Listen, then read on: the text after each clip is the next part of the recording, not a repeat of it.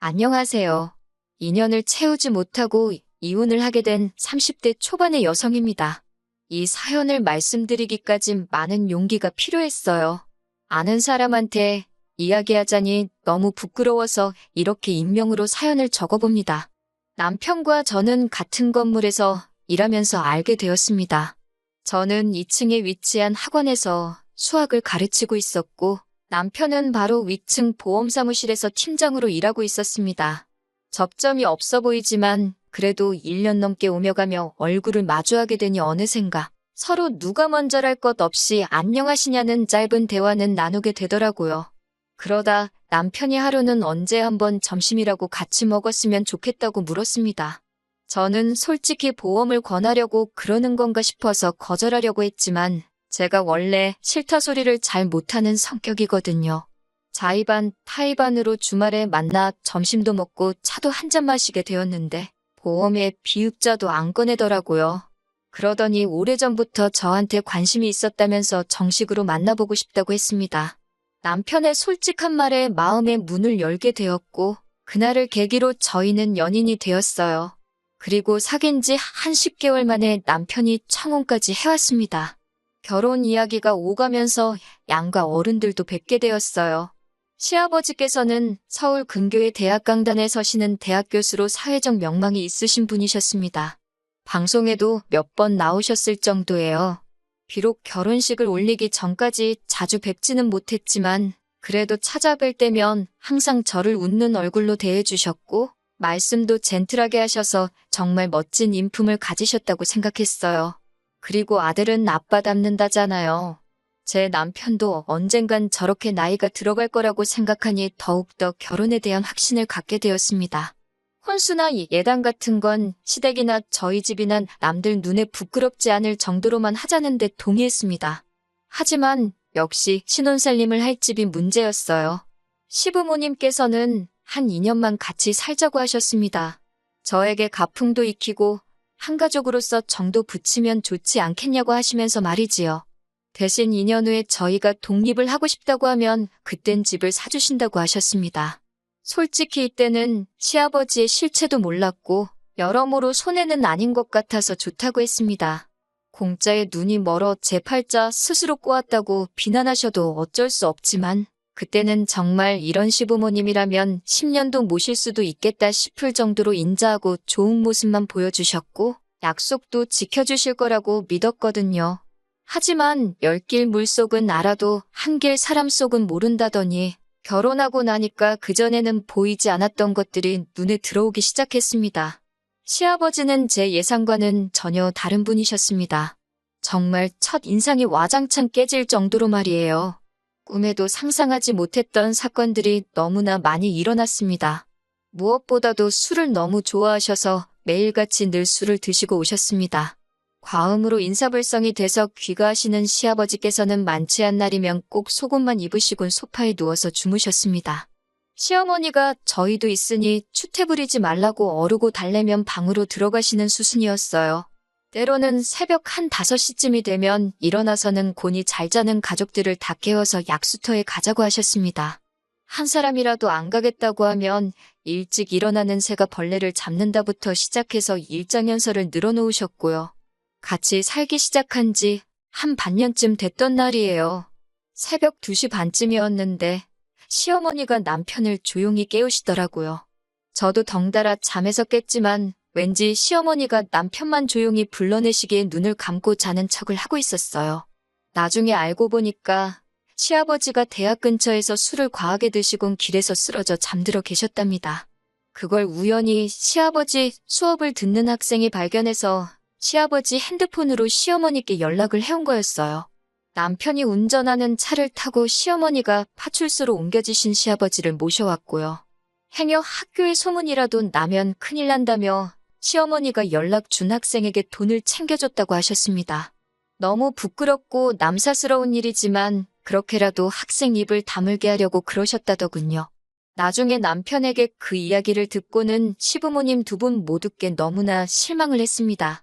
그런 일이 있었음에도 불구하고 시아버지의 음주는 점점 더 심해져만 가는 눈치였습니다. 그러자 결국 하루는 시어머니께서 며느리도 같이 사는데 남사스럽다고 채통 좀 지키라며 시아버지께 소리를 지르셨습니다. 같이 사는 동안 시어머니가 시아버지께 이런저런 잔소리를 하시는 건 봤어도 큰 소리를 내시는 건 본 적이 없었기에 저나 남편이나 깜짝 놀랐습니다. 시아버지께서도 처음엔 당황하신 듯 하더니 이내 TV 옆에 있던 수석을 집어드셔서는 거실 테이블에 집어 던지셨습니다. 시어머니더러 마누라가 남편을 무시하니 술을 안 마실 수가 있냐면서요. 테이블 유리가 다 깨지면서 집안은 순식간에 난장판이 되었고요. 소리가 어찌나 컸는지 아랫집에서 무슨 일 있냐고 인터폰을 해올 정도였으니까요. 태어나서 한 번도 이런 상황을 직접 겪어본 적 없었던 저는 말 그대로 심장이 터지는 줄 알았습니다. 시아버지께서 저에게 배우라고 한 가풍이 이런 건가 어이가 없었네요. 시어머니는 주저앉아서 당신 팔자를 한탄하시면서 우시고 저는 그런 시어머니를 달래며 집을 치워야만 했습니다. 시아버지는 욕을 하며 집 밖으로 나가셨고 걱정이 된다면 남편은 시아버지 뒤를 따라 나갔고요. 놀라운 건 이런 대소동이 있었지만 그 다음 날 가족 중 누구 하나 먼저 이 일을 입에 담는 사람이 없었다는 거예요. 사실 무엇보다도 시어머니와 저희 부부를 답답하게 한 건 시아버지는 다음 날이 되면 아무 일도 없었다는 듯이 행동을 하신다는 점이었습니다. 처음에는 어찌나 태연하게 연기를 하시는지 정말 기억을 못 하시나? 기억력에 문제가 있으신 건 아닌가 싶더라고요. 결국 한 1년쯤 지났을 때 저는 남편에게 우리 제발 나가 살면 안 되냐고 물었습니다. 아프신 시아버지 병수발을 할 자신이 없다고 솔직하게 털어놓으면서 말이에요. 그러자 남편은 현실적으로 우리 둘이 맞벌이를 해서 언제 집을 살 수 있겠냐며 1년만 더 버티자고 그러더라고요. 저도 그 말에 딱히 반박을 할 수가 없어서 알겠다고 했습니다. 그리고 그때부터 마음속으로 하루하루를 새고 있었네요. 그리고 얼마 뒤 평소처럼 시아버지는 귀가하시기 전이었고 꾸벅꾸벅 졸고 계신 시어머니께 먼저 들어가 주무시라고 했어요. 그리고는 남편과 제가 거실에서 시아버지를 기다리고 있었고요. 그런데 2시쯤 남편 핸드폰으로 전화가 걸려왔어요. 받아보니 경찰서더라고요. 시아버지께서 엉뚱한 동네에 있는 포장마차까지 가셔가지고는 술에 취해 행패를 부리셨다고 하더군요. 옆자리에 중년 부부가 술을 마시고 있었는데 아내 되는 사람한테 치근덕거리다 싸움이 났고요. 결국 신고를 받고 지구대 경찰관이 나왔는데 그 경찰관한테 욕설을 퍼부으셨답니다. 남편은 그 이야기를 듣자마자 앞에 쩔쩔매면서 지금 당장 모시러 가겠다고 죄송하다고 연신사과를 하고 있었어요. 이게 무슨 개망신인가 싶었습니다. 그래도 다행히 시아버지를 알아보는 사람은 없었나 보더라고요. 새벽동이 틀 때쯤 시아버지와 남편이 집으로 돌아왔습니다. 주무시던 시어머니도 소란스러운 소리에 깨셨고 저도 잠 한숨 못 자고 날밤을 샜어요. 술에서 덜 깨신 것 같았는데 뭐가 그렇게 그날은 또 기분이 좋으신지 계속 저한테 사랑의 총알을 쏘시고 저더러 한번 안아보자 그러시는 거예요. 남편이 얼른 안아드리라 그래서 떨떠름하게 어깨동무식으로 대충 안아드렸더니 갑자기 제 팔뚝 안쪽 살을 꼬집듯이 주물럭 거리시는 게 아니겠어요.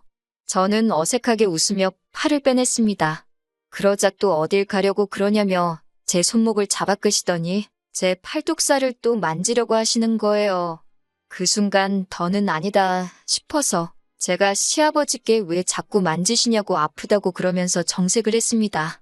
그제서야 시어머니도 왜 당신을 두고 며느리를 귀찮게 하냐며 억지로 시아버지를 모시고 안방으로 가시더라고요. 제가 남편에겐 너무 기분 나쁘다고 이건 시아버지 술 깨시면 한 번 짚고 넘어갈 문제인 것 같다고 그랬습니다. 그러자 남편은 대수롭지 않다는 듯 왜 일을 크게 만들려고 그러냐며 시아버지가 며느리 예뻐하는 것도 기분이 나쁘냐고 비아냥거리더라고요.